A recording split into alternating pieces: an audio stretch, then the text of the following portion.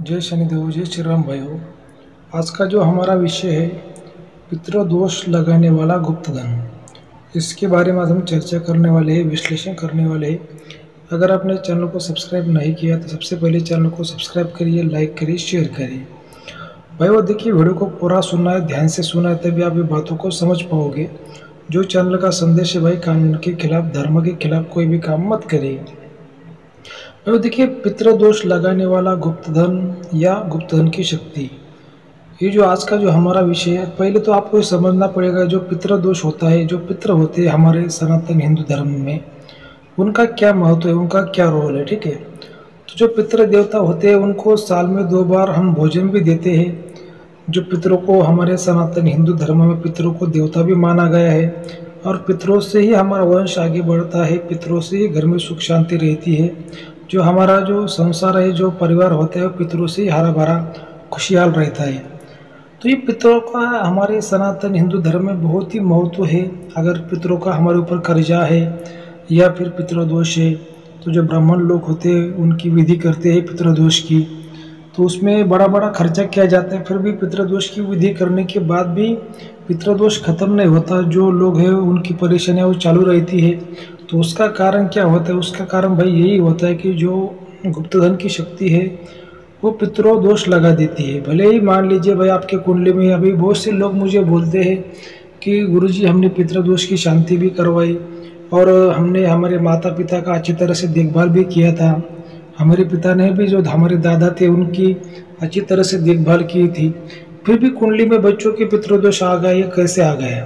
तो देखिए, पितृदोष का 2 मतलब होते हैं कि अगर कोई व्यक्ति अपने दादा परदादा का, पिता माता, इनकी सेवा नहीं करता तो उनके बच्चों की कुंडली में वैसा पितृदोष आ जाता है, या फिर जिस किसी के घर में ऐसा गुप्तधन है, उसकी शक्ति है, उसके कारण भी ये पितृदोष आता है। तो पितृदोष क्या करता है भाई? पूरा जो घर को पूरा मतलब बिखर देता है, जो पूरे घर की सुख शांति पूरी छीन लेता है।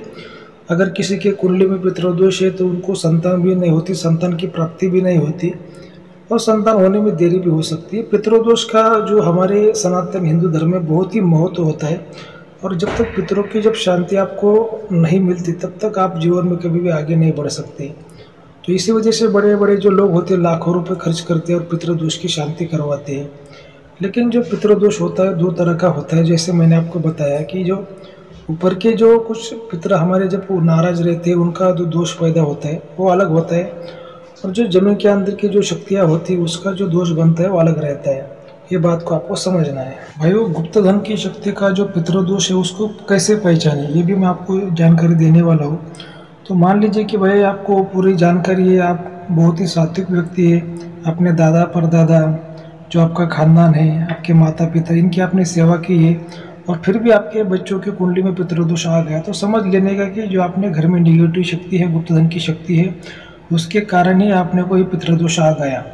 और जो दूसरा भी उसको जानने का कारण होता है कि भाई किसी के घर में बार बार जब सांप दिखाई देता है, जब बार बार सांप निकलता है, किसी के खेत में निकलता है, घर में निकलता है, जो खासकर घर में निकलता है, या फिर आप जो घर का मुखिया होता है उसको बार बार सांप को मारता है, घर में बार बार उसको सांप दिखाई देता है, और उसको जो उसके सपनों के माध्यम के द्वारा भी वो शक्ति उसको सांप का सपना देती है, सांप के बारे में संकेत देती है। तो ये पितृदोष के संकेत है, मतलब गुप्तधन की शक्ति का जो पितृदोष है उसके संकेत है।